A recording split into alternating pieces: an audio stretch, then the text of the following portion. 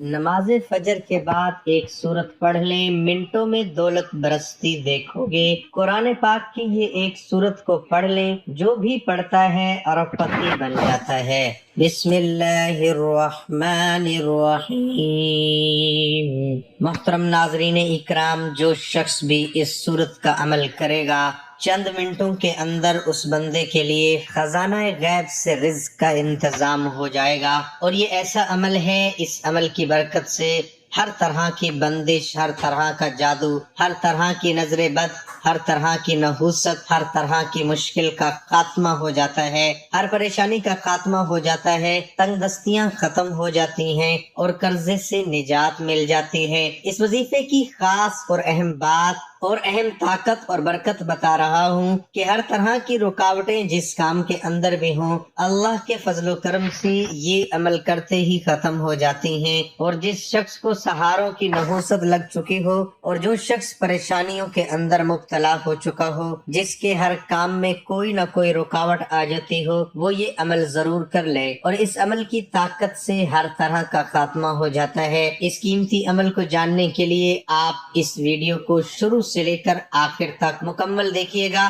ताकि आज आप भी अपने कारोबार की, अपने हर काम की रुकावट को इस अमल के जरिए खत्म कर सकें। तो प्यारे नाज़रीन, सबसे पहले ये बात बताता चलूं कि सूरत इखलास ये कुरान मजीद की बहुत ही ताकतवर सूरत है। इसको आपने बिस्मिल्लाह समेत पढ़ना है, यानी कि बिस्मिल्लाह के साथ आज आपने इस सूरत को पढ़ना है और इंशाअल्लाह आप इसकी बरकतों का नजारा खुद देखेंगे कि अल्लाह ताला कैसे खजाना गैब से आपके लिए रिज्क का इंतजाम फरमाता है। क्योंकि सूरत इखलास खास ही रिज्क के लिए है। कुरान मजीद में इस सूरत की बहुत ही फजीलत और बरकत है। सूरत इखलास की फजीलत बहुत ज्यादा है, इसलिए ये बात काफी है कि अहादीस में इस मुख्तसर मगर जामे सूरत को कुरान मजीद के 1/3 के बराबर तिरमिजी में है कि एक शख्स ने रसूलुल्लाह सल्लल्लाहु अलैहि वसल्लम से अर्ज किया कि मैं सूरत इखलास से मोहब्बत करता हूँ। तो आप सल्लल्लाहु अलैहि वसल्लम ने फरमाया कि इसकी मोहब्बत तुझे जन्नत ले जाएगी। हदीस नबवी में है कि जिसने सूरत इखलास की तिलावत की, उसने 1/3 कुरान खत्म किया। रसूलुल्लाह सल्लल्लाहु अलैहि वसल्लम फरमाते हैं, हर चीज की निस्बत है और अल्लाह की निस्बत ये सूरत है। समत इसे कहते हैं, जो खोखला न हो। नबी सल्लल्लाहु अलैहि वसल्लम ने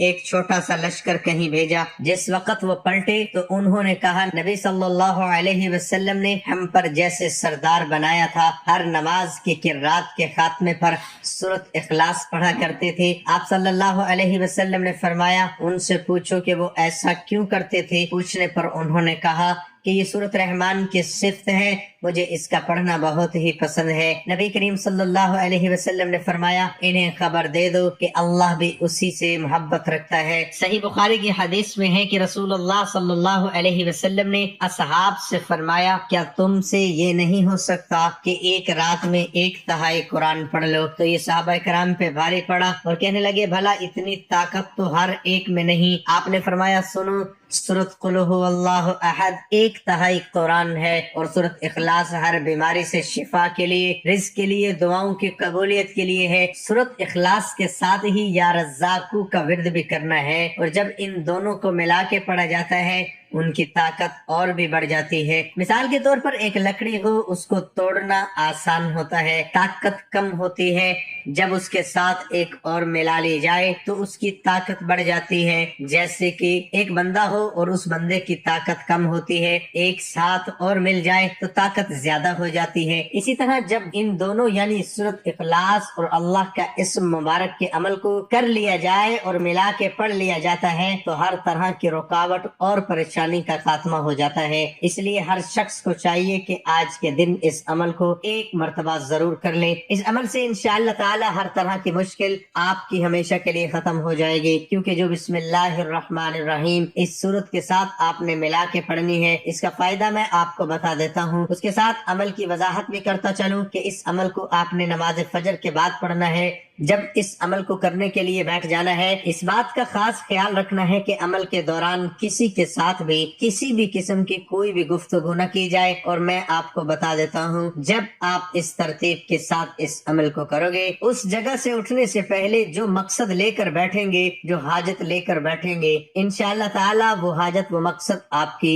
ضرور پوری ہو جاتی ہے اور ضرور آپ کی ہر دعا قبول ہوگی۔ جب یہ عمل کرنے کے بعد آپ مانگیں گے، ساری ترتیب میں بتا رہا ہوں۔ سب سے پہلے یہ سمجھیے گا کہ تفسیر روح البیان شریف کے اندر میں بسم اللہ الرحمن الرحیم کے بارے میں آپ کو بتاتا چلوں، کیونکہ آپ نے سورت کے شروع میں بسم اللہ الرحمن الرحیم کو لازمی طور پر پڑھنا ہے۔ حدیث پاک کے اندر یہ بات موجود ہے، جب حضور علیہ الصلوۃ والسلام معراج پر تشریف لے گئے، جنت کی حضور نے سیر فرمائی تو وہاں 4 نہریں تھیں، نمبر 1 پانی کی، نمبر 2 دودھ کی، نمبر 3 شراب کی اور نمبر 4 شہد کی۔ جبرائیل امین سے حضور صلی اللہ علیہ وسلم نے دریافت کیا یہ نہریں کہاں سے آ رہی ہیں؟ تو حضرت جبرائیل امین نے عرض کیا مجھے اس کی خبر نہیں۔ دوسرے فرشتے نے عرض کیا ان چاروں کا چشمہ میں دکھاتا ہوں۔ ایک گیا وہاں ایک درخت تھا جس کے نیچے ایک عورت بنی ہوئی تھی۔ توجہ کیجئے گا،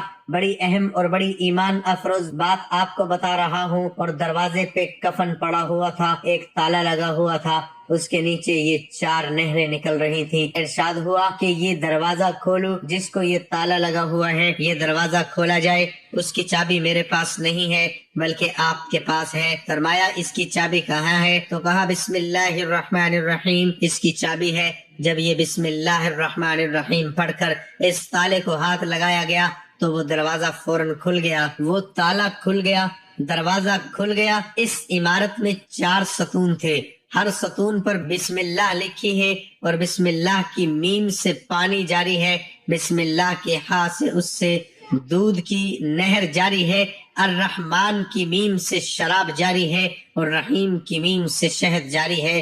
تو اس سے پتہ چلا کہ جو بندہ بسم اللہ الرحمن الرحیم پڑھتا ہے اس کو یہ چاروں چیزیں نصیب ہو جاتی ہیں۔ سبحان اللہ۔ اور ہر طرح کی رکاوٹ، جیسے وہ تالا کھلا ہر طرح کی رکاوٹ ختم ہو گئی، اسی طرح آپ کی دنیاوی معاملات کے اندر کوئی بھی رکاوٹ ہوگی، کیسی بھی رکاوٹ ہوگی، اس عمل کے کرتے ہی اللہ کے فضل و کرم سے ساری کی ساری ختم ہو جائے گی اور تمام مشکلات دور ہو جائیں گی۔ اس لیے اس کو بسم اللہ الرحمن الرحیم سمیت پڑھنا ہوگا۔ اور میں آپ کو بتا دوں کہ تفسیر کبیر کے اندر یہ بات بھی موجود ہے کہ فرعون خدائی کا دعویٰ کیا تھا، معاذ اللہ اس نے کہا تھا کہ میں خدا ہوں، معاذ اللہ، لیکن اللہ تعالیٰ نے اس کو سمندر کے اندر ڈبو کر اس کو وہ موت دی۔ اور اس کے بارے میں کہا جاتا ہے کہ اس کو گھر کے اندر موت کیوں نہیں آئی، اور اس کے بارے میں مفسرین فرماتے ہیں کہ اس نے اپنے گھر لکھی تھی، اس وجہ سے اللہ تعالیٰ نے اس کو اس کے گھر میں موت نہیں دی۔ اور جو شخص اس عمل کو کرے گا وہ ہر طرح کی بری موت سے، برے حادثات سے،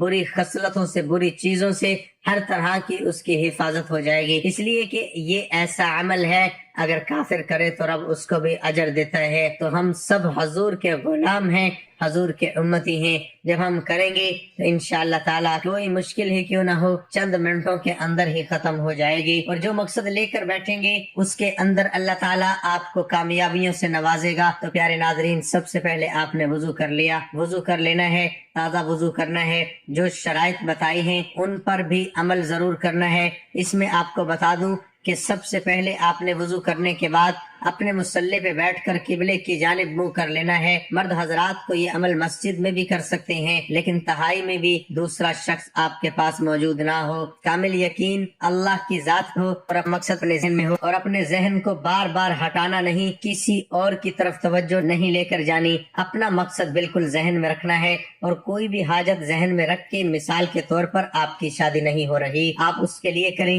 آپ کے کاروبار کے اندر رکاوٹ ہے، بے برکتی ہے، آپ اس کے لیے کریں، اس کے اندر ایسی برکت پیدا ہو جائے، یا آپ مقروض ہیں، آپ کو پیسوں کی ضرورت ہے اور آپ واقعی حقیقتاً پریشان ہیں، اور پھر آپ انشاءاللہ اس عمل کو کریں، آپ کے لیے چند منٹوں کے اندر ایسا رزق کا انتظام ہوگا کہ آپ حیران ہوں گے کہ کوئی نہ کوئی شخص بھی آ کر مدد کر جاتا ہے، یا کوئی ایسا سبب بنتا ہے بندے کو گمان بھی نہیں ہوتا کہ یہاں سے مجھے رزق آئے گا، اور انشاءاللہ وہاں سے رزق ملتا ہے جہاں پر انسان کا وہم و گمان بھی نہیں ہوتا۔ اس لیے ناظرین، آپ نے سب سے پہلے درود پاک پڑھنا ہے۔ آپ کوئی سا بھی بھی درود پاک پڑھ سکتے ہیں جو آپ کو آسان لگتا ہے، لیکن میں ہمیشہ کہتا ہوں کہ درود ابراہیمی زیادہ بہتر ہے۔ ایک بار ثواب کی نیت سے میرے ساتھ بھی پڑھ لیں۔ اللہم صلی علی محمد وعلی آل محمد کما صلیت علی ابراہیم وعلی آل ابراہیم انک حمید مجید۔ اللہم بارک علی محمد وعلی